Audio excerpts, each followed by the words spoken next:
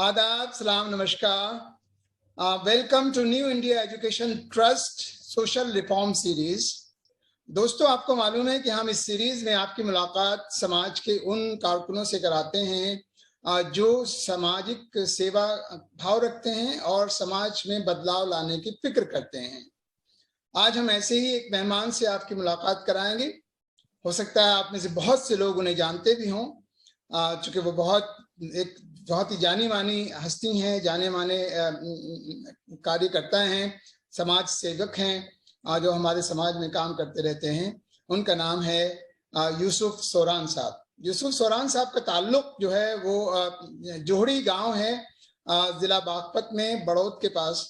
उस गांव से आपका ताल्लुक है, लेकिन आपकी परवरिश दिल्ली में हुई है। आप दिल्ली में पले बड़े, दिल्ली यूनिवर्सिटी से आपने ग्रेजुएशन किया है। तो आइए आज मिलते हैं यूसुफ सोरान साहब से, जो कि समाज में बदलाव लाने की एक बड़ी फिक्र करते हैं और एक बहुत ही सक्सेसफुल कामयाब पिता भी हैं यूसुफ सोरान साहब। क्योंकि आपके 3 बच्चे हैं, 3 बेटे हैं, और तीनों बेटे आपके इस वक्त जो है यूरोप में हैं। एक बच्चा जॉब कर रहा है और 2 जो हैं वो अपनी हायर एजुकेशन हासिल कर रहे हैं यूरोप में। तो उस लिहाज से भी यूसुफ सोरान साहब बहुत कामयाब पिता हैं।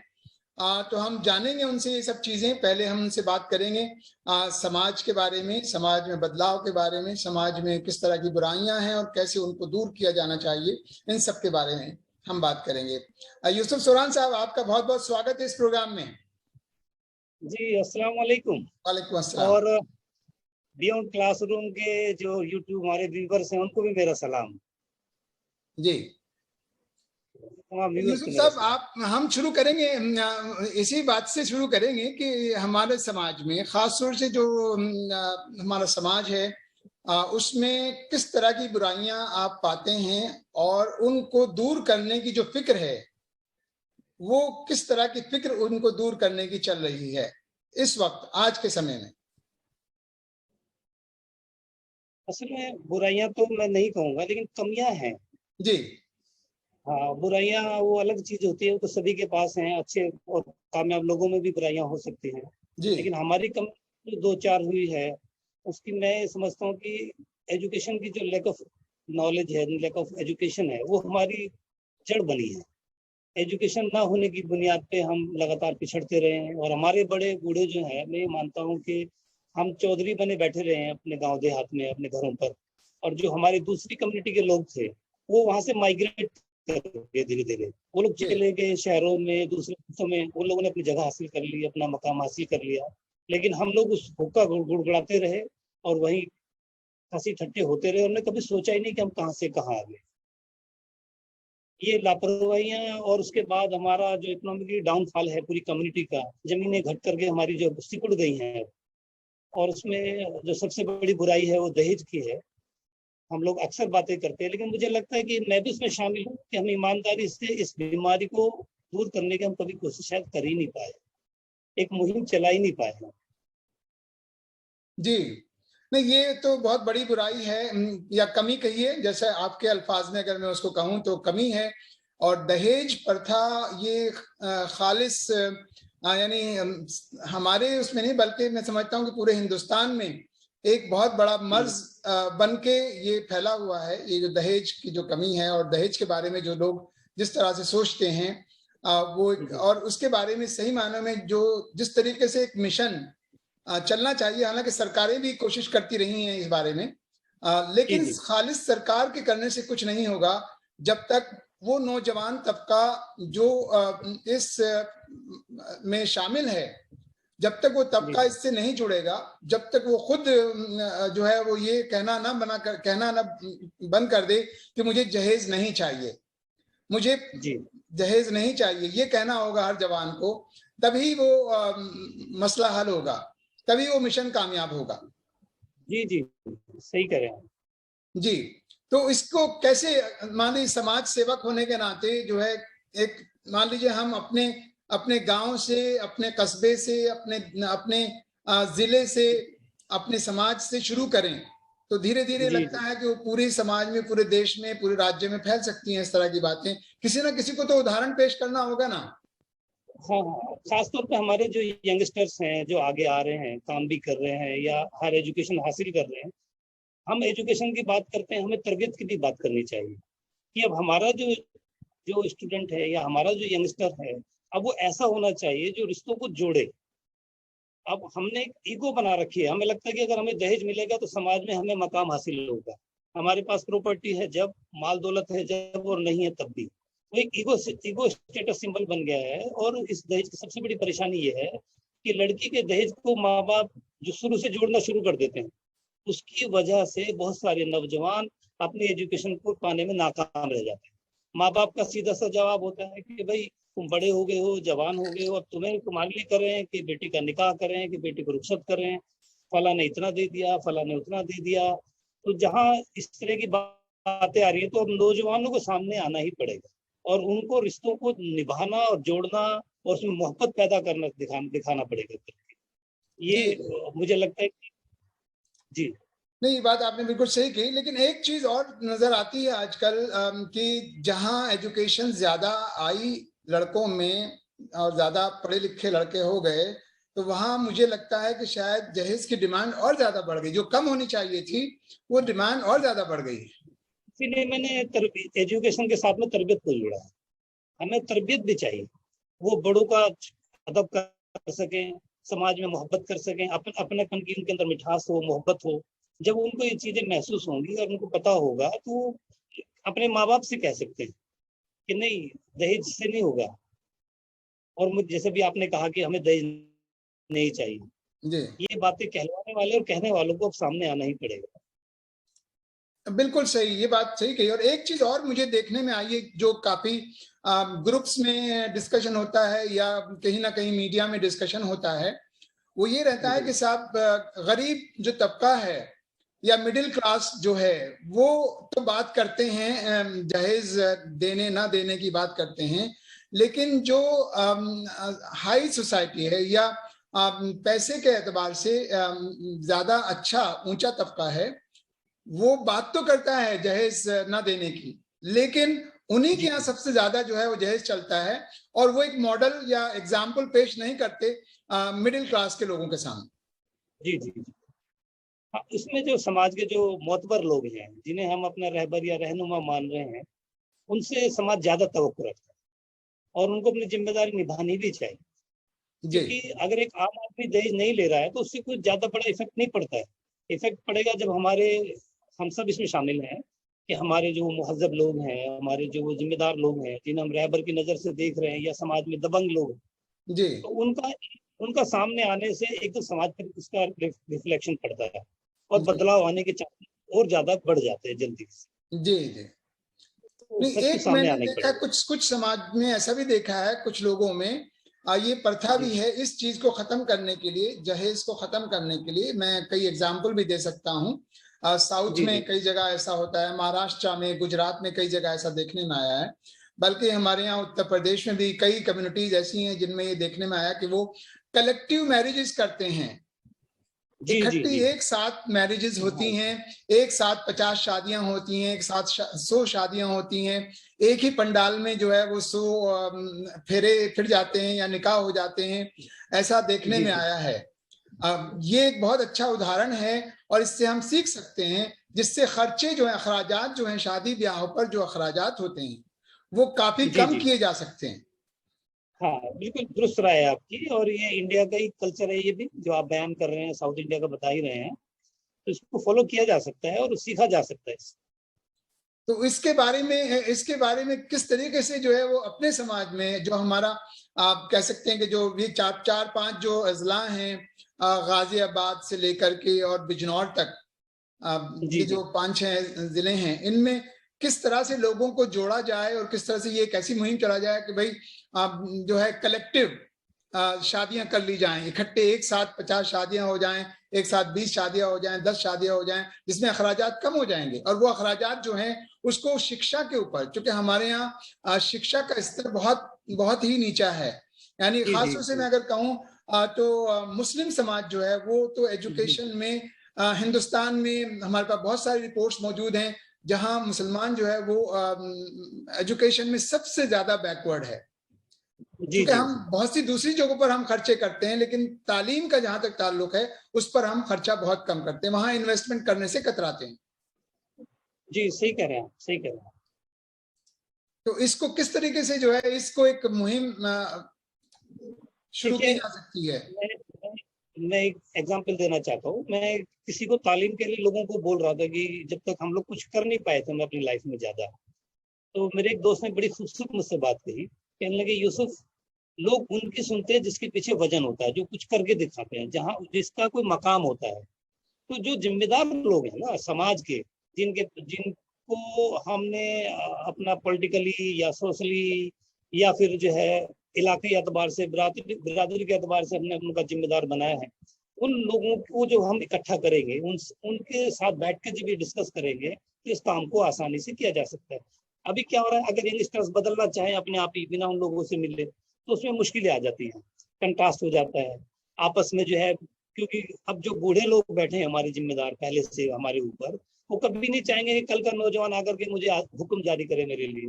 क्योंकि हम जिस समाज से आते हैं, तो चौधरी समाज, जाट समाज, वहाँ ये बड़ी प्रॉब्लम है ईगो की, तो उन जी लोगों को तो हमें साथ लेना पड़ेगा। तो जब जी उनको हम साथ लेंगे, बात समझाएंगे, और मुझे लगता है कि वो लोग भी बदलने के लिए तैयार हैं, तो जी मिलजुल कर इस पहल को हम अगर आगे बढ़ाएंगे, मिलजुल कर ही हो पाएगा। अगर मैं चाहूँ कि मैं अकेले करूँ या दूसरे नौजवान चाहें कि हम कर लें, हो सकता है थोड़ा बहुत बदलाव आए, लेकिन हम चाहते हैं कि पूरा समाज बदले, हमारा इलाका बदले। उसके लिए जरूरी है कि हम जिम्मेदारों उन अगुवाओं को भी शामिल करें अपने साथ। बिल्कुल बिल्कुल तो बिल्कुल। एक एक एक युवा पीढ़ी है और एक जो है जो हमारे वो लोग हैं जिनकी तरफ लोग इस नजर से देखते हैं कि वो उनके कायद होंगे, अब वो उनके जी मॉडल होंगे, और जिनका आपने कहा कि वजन है समाज में, जी जी जिनकी बात लोग मानते हैं, उन जी लोगों को बदलाव लाना होगा, उन लोगों को बदलाव अपने आप से शुरू करना होगा। हाँ, बिल्कुल सही बात है, खुद से बदलाव शुरू करके हम दूसरे को कह सकते अभी कल जो है वो महात्मा गांधी जी की जयंती थी, और महात्मा हैं। जी गांधी जी ने एक बहुत अच्छी बात कही थी कि अगर आपको समाज में कुछ बदलाव लाना चाहते हैं तो वो बदलाव आप अपने आप से शुरू करें, जी खुद आप वो चेंज बन जाएं। अगर आप वो चेंज बन जाएंगे तो समाज में अपने आप तब्दीली आ जाएगी। बिल्कुल सही, बिल्कुल दुरुस्त फरमा रहे हैं, जी बिल्कुल जी। सही। चलिए, बहरहाल ये तो बात हुई एक समाज में जो हमारी कमी है, खासतौर से जहेज जी की, जी उसके बारे में बात हुई। अब उसी से निकल के ये बात भी आई कि एजुकेशन, शिक्षा जी में हमारा स्तर जो है वो बहुत ही निचला है। उस शिक्षा के स्तर को अगर आप देखें तो किस तरीके से उस स्तर को हमें बढ़ाना चाहिए, क्योंकि हमारे यहाँ देखने में ये आता है कि लोग एजुकेशन पर इन्वेस्टमेंट नहीं करते, और जी वहां बिल्कुल खर्च करना ही नहीं चाहते हैं। तो जी जी जी हमारे पास स्कूल्स, जो एक फीडिंग इंस्टीट्यूशन होता है जहाँ फाउंडेशन बनती है बच्चों की, वो जी स्कूल्स, वो इदारे इदारे उस तरह के हमारे पास नहीं हैं। तो वहाँ जी एजुकेशन में किस तरह से हमें तब्दीली लानी चाहिए कि लोग इस पर भी राजी हों कि वो बाकी चीजों पर खर्च ना करके, जैसे एक नारा दिया जाता है कि एक रोटी कम खाओ मगर बच्चों को जरूर पढ़ाओ, जी जी जी तो वो किस तरीके से वो तब्दीली लाई जाए? जी। इसमें असल में मैं ये देख रहा हूँ, मैं तो दिल्ली की बात कर रहा हूँ, गांव देहात की भी बात नहीं कर रहा हूँ। दिल्ली एनसीआर के पोश इलाकों में जो स्कूल मौजूद हैं, अगर हम उनकी फैकल्टीज को देखें, उनके एजुकेशन सिस्टम को देखें, तो ये पेरेंट्स के साथ में सीधी सीधी इकोनॉमिकली धोखाधड़ी है, मैं ये मानता हूँ। क्योंकि जो एजुकेशन पैटर्न आज के दौर में बदल गया है, और स्कूल हमारे उसी को फॉलो कर रहे हैं। वो एडवांस जो टेक्नोलॉजी आ रही है उसको एडॉप्ट नहीं कर रहे, और जो स्कूल चला रहे हैं उनकी मनसा सीधी सीधी कॉर्पोरेट है। वो मिशन नहीं है, जुनून नहीं है। वो सिर्फ यही कर रहे हैं कि बच्चों को कॉन्वेंट लिख दिया और वो शुरू कर रहे हैं। उनके पास कोई इंटरनेशनल एक्सपोजर नहीं है, उनके पास कोई ऐसा एक्सपीरियंस नहीं है। आज हम देख रहे हैं कि जो प्राइमरी एजुकेशन, प्राइमरी क्लासेस के जो बच्चे हैं ऑनलाइन जिनसे पढ़ रहे हैं, वो IITian है, उनको वो पढ़ा रहे हैं। और हमारे पास, मैं भी एक गांव में गया तो वहाँ ट्यूटर उनको पढ़ा रहा था, उसको नहीं मालूम था कि मैं कौन हूँ, मैं कहाँ से आया हूँ। बस सफारी सूट में था, उसे जज कर लिया, कोई पढ़ा लिखा सा दिख रहा है आदमी। अब वो चेयर पे बैठ के बच्चों को पढ़ा रहा है, कभी पाँव चेयर पे रख रहा है, कभी नीचे उतार रहा है, कभी कनखियों से मुझे देख रहा है। आखिरकार में उनसे कहता, अच्छा भाई कल पढ़ाऊंगा, मैं चलता हूँ। तो जो टीचर्स आ रहे हैं, अब ये पेरेंट्स को मैं कहता हूँ कि ये भी देखना पड़ेगा, बच्चों को भी देखना पड़ेगा। हम एक रोटी कम भी खा रहे हैं, पैसा भी बचा रहे हैं, लेकिन हम जहाँ इन्वेस्ट कर रहे हैं वो जगह भी सही है या नहीं है। तो मैंने, अब वो जो टीचर पढ़ाने आ रहे हैं आज के दौर में, सारे जमाने का गम लेके आ रहे हैं, उनका जो सेल्फ कॉन्फिडेंस है, मनोबल है, वो गिरा हुआ है। जिस आदमी के अंदर खुद ही मनोबल नहीं है, वो मेरे बच्चों के अंदर मनोबल और करंट कैसे भरेगा? ये जी एक सबसे बड़ा लॉ। दूसरे, मैं स्कूल वालों को तो कोई राय नहीं दे सकता उन्हें क्या करना चाहिए, लेकिन यहाँ की हालत मैं देख रहा हूँ जो मैं आपको बयान कर रहा हूँ। अच्छा, पैसे का जहाँ तक ताल्लुक है, अगर अच्छे स्कूल हम तलाश करें, अब कोई मुश्किल नहीं है अच्छे स्कूल तलाश करना। हमें पता होना चाहिए कि भाई ये जो स्कूल चला रहे हैं कहाँ से आए हैं, इनके पास कितना एक्सपीरियंस है, किस बैकग्राउंड से हैं, लेटेस्ट टेक्नोलॉजी को अडोप्ट करते हैं या नहीं करते हैं, या बस महज वही कुर्सी और टीचर्स को लेकर बैठे 3-3, 4-4 हजार रुपए टीचर्स को दे रहे हैं, वो हमें क्या देंगे? तो जी रोटी के तो हम जरूर कम खाएं, लेकिन ये भी हम देखें कि भी हमारा जो पैसा जा रहा है वो सही जगह चला जाए, सही एजुकेशन, सही हमें प्लेस वो मिल जाए। जी बहुत सही आपने कहा। और हमें लगता है कि यूसुफ साहब से हमारा कनेक्शन मुनक़ता हो गया। जी, एक बार आपकी तस्वीर जो है वो बीच में आ रही आवाज? आ रही है? हट गई थी। आ रही आ है, रही है अब आ आपकी रही है। आवाज? जी जी, अब आ रही है आवाज। जी जी, हम बात कर रहे थे एजुकेशन की, क्वालिटी एजुकेशन अब आ की। रही है? जी जी, आ रही है बात, आवाज आ रही है। जी, जी हम बात जी कर रहे थे यूसुफ साहब एजुकेशन की, क्वालिटी एजुकेशन की। मैं जैसा शुरू में कहा था कि आप एक बहुत ही कामयाब पिता हैं। आपके 3 बेटे, और तीनों बेटे इस वक्त जो है वो यूरोप में हैं। एक वहाँ जॉब कर रहा है, फ्रांस जी में 2 बच्चे जो हैं वो एजुकेशन ले रहे हैं। तो ये जो बच्चे इसमें कुछ आपके पास जो है कोई फार्मूला है इस तरह का आपके पास कि आपने तीनों बच्चों को कामयाब बना दिया? वो फार्मूला दूसरे लोगों के साथ भी शेयर करें आप। जी जी। फार्मूले की जहां तक बात है, मैंने अपनी जिंदगी में देखा है कि मैंने सोचा कि मैं कुछ गलती नहीं करूंगा, और जब मैंने बहुत संभल के चलना चाहा, मुझे नुकसान हुआ, गलतियां हुई। तो फार्मूला तो करने वाली जात तो अल्लाह की है, एक बात। दूसरे, जहां मैं, जब हमने शुरुआत की बच्चों को पढ़ाने के लिए, बड़ी दिलचस्प स्टोरी है। मैं, हम लोग जोड़ी से आए, मेरे पेरेंट्स जोड़ी से दिल्ली आए, माइग्रेट कर किया उन्होंने, मैं यहीं पैदा हुआ, पला बड़ा। और मेरी जो परवरिश हुई, बहुत दबंगई परिवार में हुई। इज्जत भी अल्लाह ने दी, उन्हें शोहरत भी दी, इज्जत भी दी, और दबंग परिवार रहा हमारा। लेकिन जब कुछ करने का शादी के बाद वक्त आया, तो एकदम इकोनॉमिकली लाइफ में हमारी डाउनफॉल आ गया। अब वो ऐसा डाउनफॉल आया कि मेरे बच्चे पढ़ाई से भी बर्बाद हो गए। एक रोज मेरी वाइफ मुझसे बोली रोते हुए कि माल भी गया, जमीनें भी गई, मेरे बच्चे पढ़ाई से भी गए। हाथ जोड़ के रोने लगी, और उसने कहा कि मुझे कुछ नहीं चाहिए, अल्लाह के वास्ते मेरे बच्चे को पढ़ा। हम्म। अब मैं बड़ा परेशान था, काम करता था, कारोबार में पैसे लगाता था, कहीं से कर्जा कर करके वो भी लॉस हो जाता था कि भाई अब क्या करूं। तो हमने उस दौर में बैठ के बात की, तीनों बच्चों को उठा के, तीसरा तो बहुत छोटा था, छोटा से, तो दोनों ने कहा कि भाई, मैं कभी दोनों को तुम अफोर्ड नहीं कर सकते। तो बीच वाले बच्चे ने कहा कि पापा मैं नौकरी करता हूँ, क्योंकि मेरा जो एक क्लेवर बन गया था, एक जो इमेज बन गई थी, अब मेरे पास पैसा बिजनेस करने के लिए तो था नहीं। लोग करते हैं शुरुआत जीरो से, मैंने शुरुआत की माइनस से। तो हमने उस बच्चे का एडमिशन, जैसे कि आप इंटरव्यू ले चुके हैं दानिश सोरान का, आज वो फ्रांस के अंदर रोबोट्स बना रहे हैं, दुनिया की जी बड़ी कंपनियों में से, माशाल्लाह। तो मैं लेके उसको अरावली पब्लिक स्कूल जो मेवात में है, वहां पहुंचा मैं। तो उन्होंने कहा कि टेस्ट होगा बच्चे का, तो मुझे याद आ रहा है, तो उन्होंने एग्जाम दे करके बच्चे को लाइब्रेरी में बैठा दिया। तो मैं उसको देख रहा था, मैंने क्या हुआ, कह रहा पापा मुझे कुछ नहीं हो रहा मुझसे। हम्म। मैंने कहा मैं करूँ? तो एक क्वेश्चन था उसमें जो मुझे याद है आज, कि व्हाट इज फोटोसिंथेसिस। हम्म। मैंने कहा लाओ मैं कर देता हूँ। तो मैं लिखने लगा, लाइब्रेरी ने मुझसे कहा कि भाई ये क्या कर रहे हो सर आप? मैंने हम्म। कहा भाई ये वो रॉकेट है, जब उड़ेगा तो इसे दुनिया देखेगी। अब वो तेरे हाथ में है कि आप इसे उड़ने देंगे या यहीं फुस हो जाने देंगे। और हम्म। ये कोई गवर्नमेंट स्कूल नहीं है, मैंने पैसा देना है, पढ़ाना है। मुझे अपने बच्चे पे भरोसा है, जब इसका वक्त आएगा तो ये ऊंची उड़ान भरेगा। हम्म। कहना सर आपकी मर्जी है। उसने टेस्ट दे दिया, प्रिंसिपल सर ने कहा कि बच्चा आपका पास हो गया। जी। वो वहां पढ़ने लगा। तो अब जब वो वहां पढ़ने लगा, तो 7वीं 8वीं तक उसका रिजल्ट अच्छा नहीं था। तो 8वीं में मैं फिर उसके पास गया। तो मैंने उससे पूछा कि बेटा, तू दिल्ली से है और ये सारे बच्चे रूरल एरिया से है, मेवात से है, या तो इनके पास कोई इक्विपमेंट है जो तेरे से अच्छे मार्क्स लाते हैं, और तेरे पास नहीं है। अगर हम्म। मिलता है कहीं तो लेके आते हैं। हम्म। तो उसने कहा पापा अब बस, अब आप जाओ। वो उसकी जिंदगी के आखिरी वर्ड थे मेरे साथ, इस तरह से कि पापा अब हम्म। जाओ। उसने 8वीं को बहुत अच्छे से पास किया, फिर 10th को बहुत अच्छे से पास किया। अब हम यहीं नहीं रुके। मेरी वाइफ कहती है कि मेरे तीनों बच्चे जितने पढ़ते हैं उससे ज्यादा मैंने पढ़ना शुरू कर दिया। क्योंकि हमारे हालात खराब थे। अब हम ये सोचते थे कि पढ़ने के बाद करना क्या है, तो हमने गूगल पे सर्च मारना शुरू किया कि आने वाले 20 सालों में हॉट करियर के लिए हॉट मतलब कौन से ऐसे करियर हैं जो बहुत हॉटेस्ट हों और बहुत सक्सेसफुल हों। जी तो हमने उस जमाने में जब मोबाइल नहीं थे यहाँ पर, तो टेली कम्युनिकेशन को हमने पढ़ा, उस पर हमने अपना पढ़ना चालू कर दिया। तो 10th क्लास के बाद बच्चे को हमने दिल्ली वापस बुला लिया, वहां से पास आउट होने के बाद टेली कम्युनिकेशन में एडमिशन करा दिया। अब हमें खतरा ये था कि जॉब कहाँ मिलेगी। फिर हमने उसकी मतलब मैं ये कहना चाहता हूँ कि पेरेंट्स की जिम्मेदारी कितनी है। जी जी बिल्कुल। 2006 से मैंने लिखना शुरू किया तमाम कोर्सेज को, तमाम तरीकों को, कि कैसे हम कर सकते हैं, कैसे हम जा सकते हैं, क्या हमें करना है। था हमारे पल्ले में कुछ नहीं, बीच वाला बेटा कमाता रहा। तो यहाँ हमने टेलीकम्युनिकेशन में एडमिशन करा दिया। बोला पापा जॉब कहाँ मिलेगी, यहाँ तो कुछ है ही नहीं, इसको तो कोई जानता भी नहीं टेलीकम्युनिकेशन को।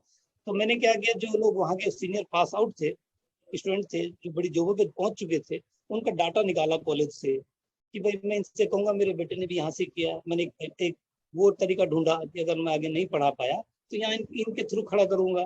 जी फिर आगे कहाँ हो सकता है, बीटेक कहाँ हो सकती है, तो टेलीकम्युनिकेशन में ही अल्हम्दुलिल्लाह हमें दिल्ली में मिल गया। मैंने कहा बेटे से कि अब बीटेक कर ले। पहले उसने डिप्लोमा किया, सॉरी, तो जी डिप्लोमा में इंडिया में 3rd पोजीशन थी उसकी, और जब बीटेक किया तो उसने इंडिया को टॉप किया। तो हम उसको पढ़ाते रहे। मेरे बच्चे मुझसे पूछते हैं कि आपकी क्वालिफिकेशन आखिर है क्या।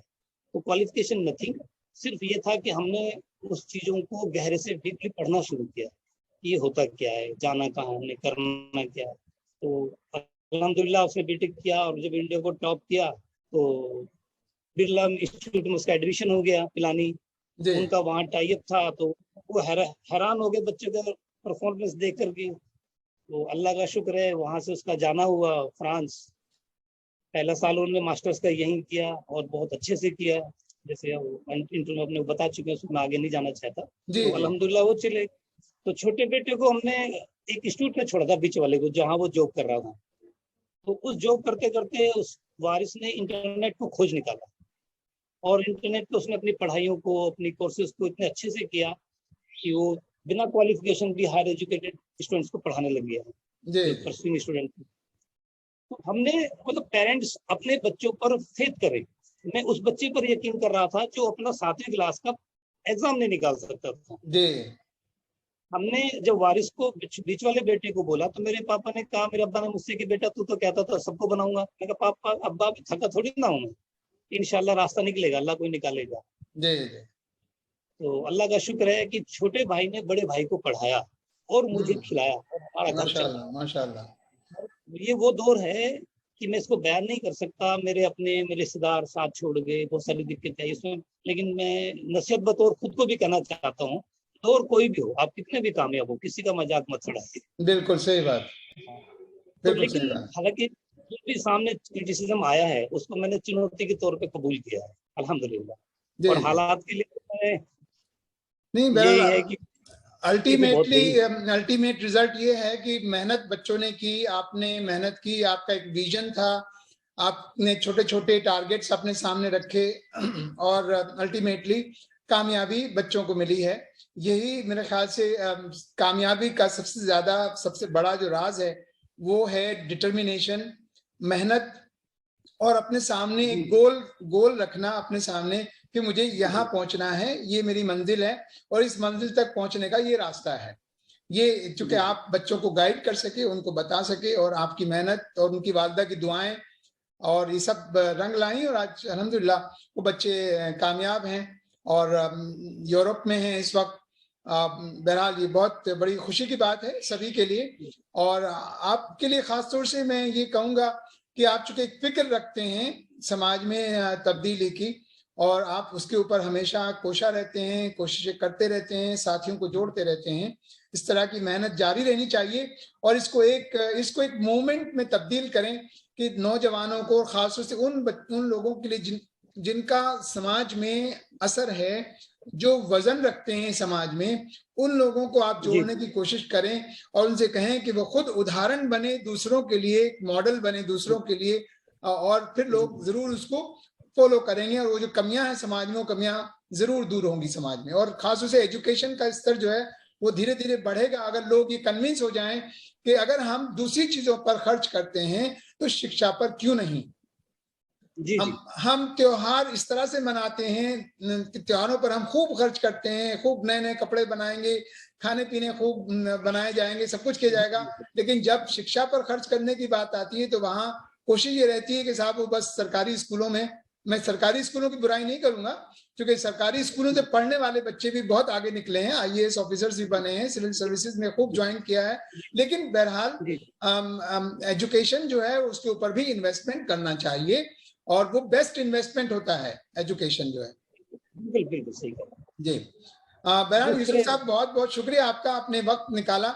मैं आपको आखिरी 2 मिनट और दूंगा जिसमें आप समाज के लोगों को अपनी तरफ से कोई संदेश देना चाहें, खासतौर से 2 चीजों के बारे में, एक समाज की कमियों के बारे में और एक शिक्षा के बारे में, वो आप 2 मिनट में अपने आप को कंक्लूड करें। मैं एजुकेशन पे पहले बोलना चाहूंगा कि जो लोग ये समझते हैं एजुकेशन बहुत महंगी है, वो जान ले कि अगर आपका बच्चा आठवीं से लेकर के 12वीं तक केवीपीवाई का, एनटीएससी का, पीआरएमओ का, या आपका जूनियर साइंस ओलंपियाड का, या आईएनएमओ को कोई भी एग्जाम क्वालिफाई कर लेता है तो उसे हायर एजुकेशन तक Indian government of India free of cost पढ़ाती है।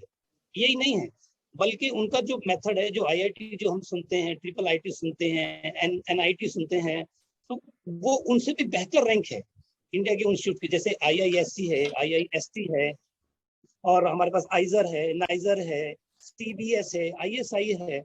यहाँ एक मसला क्या हो रहा है, आप बागपत जाइए, मेरठ जाइए, मुजफ्फरनगर जाइए, सहारनपुर जाइए, यहाँ के बच्चों को 12th के बाद मैथमेटिक्स हटा दिया जाता है। स्कूल कन्विंस करता है उनको, बच्चे कह रहे हैं मैथ से क्या होगा, मैथ से आप साइंटिस्ट बनेंगे, मैथ से आप मैथमेटिशियन बनेंगे, मैथ से आप रिसर्च कर सकेंगे, आप गाइडेड मिसाइल बना सकते हैं। आपको जब आप आईआईएससी में एडमिट हो जाते हैं तो गवर्नमेंट कहती है कि 3 साल आपको हमारे यहाँ जॉब करनी ही पड़ेगी, वरना 10 लाख देना पड़ेगा। तो जो लोग ये कहते हैं कि जॉब नहीं है, वो जान ले, अगर बच्चे पर मेहनत ढंग से हो रही है और हमारा बच्चा अगर अच्छी परफॉर्म कर रहा है तो उसको लास्ट में आईआईएससी में जाने की कोई एग्जाम नहीं देना, सिर्फ केवीपीवाई 11th क्लास में पास कर लेना है, बड़ा आसान। तो थोड़ा हमारे स्कूल वाले लोग भी इस चीज को देखें कि 8वीं से जो एग्जाम्स नेशनल लेवल के हमारे हैं, रीजनल एग्जाम्स हैं, उस पर फोकस करें, बच्चों तक पहुंचे, बताएं। अभी मैं कई स्कूल वालों से बात करता हूँ तो ही नहीं इस बातों का। तो प्लीज इस पर जो है सभी लोग सोचें, और ये हो सकता है। मैंने जो नाम बताए, आईआईएससी, आईआईएसटी, या फिर आइजर, नाइजर, सीबीएस, ये इंडिया के टॉप रैंक हैं। वर्ल्ड में अंडर 300 आते हैं, एशिया में नंबर 10 यूनिवर्सिटी तक आते हैं। और पेड इंटर्नशिप है, और इनका टाई अप भारत सरकार का ऑस्ट्रेलिया कॉन्टिनेंट से है, यूरोप कॉन्टिनेंट से है, यूएसए से है। फ्री ऑफ कॉस्ट स्टूडेंट जाता है। जी ये किया जा सकता है, जी, थोड़ी मेहनत बढ़ाएं, थोड़ी नॉलेज बढ़ाएं। चलिए बहुत बहुत शुक्रिया यूसुफ सोरान साहब आपका, आपने वक्त निकाला और हमें आशा है ऐसी कि हमारी इन बातों से जो बच्चे देखेंगे, सुनेंगे, तो वो जरूर इससे कुछ ना कुछ सीख हासिल करेंगे, और वो लोग भी जो इस फिक्र में रहते हैं कि समाज में किस तरीके से तब्दीली लाई जाए, कैसे चेंज लाया जाए, वो भी उनको भी कुछ ना कुछ इससे जरूर हासिल होगा।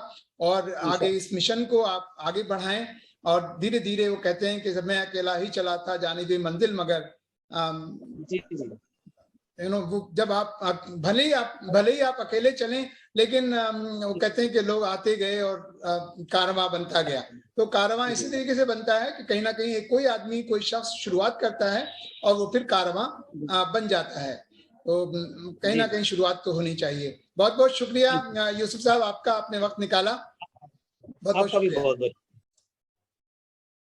देखा दोस्तों आपने, ये थे यूसुफ सोरान साहब जो हमारे आज के मेहमान थे, एक सामाजिक कार्यकर्ता, समाज में बहुत काम करने वाले और कर्मठ, जुझारू, उनको जो भी कहा जाए वो कम है। काफी सोच रखते हैं, बहुत अच्छी फिक्र रखते हैं, और एक कामयाब पिता हैं। सबसे बड़ी बात यह है कि उनके 3 बेटे, और तीनों बेटे इस वक्त जो हैं वो यूरोप में हैं, जॉब करते हैं, 2 जो है अपनी एजुकेशन पूरी कर रहे हैं। और कहने का मतलब ये है कि जहां आपका कुछ ना कुछ मकसद हो जिंदगी का, आपने डिटरमिन किया हो और कोई ख्वाब देखे हो, सपने देखे हो, और आपने सामने टारगेट रखा हो, वो उसको लेकर के आप मेहनत करें तो जरूर कामयाबी मिलती है। तो आप, हमें ऐसी आशा है कि आप भी अपनी जिंदगी का मकसद बनाइए, उसके लिए मेहनत कीजिए, और जब मेहनत करेंगे तो आप अपनी जिंदगी के मकसद को हासिल करने में जरूर कामयाब होंगे। बहुत बहुत शुक्रिया, थैंक यू, धन्यवाद। अगर आपको हमारा ये प्रोग्राम पसंद आया तो हमारी इस प्रोग्राम को लाइक कीजिए, शेयर कीजिए, और हमारा channel new India education trust beyond classroom, जो कि आपका अपना चैनल है, उसे सब्सक्राइब करें। थैंक यू, धन्यवाद, हैव अ ग्रेट टाइम।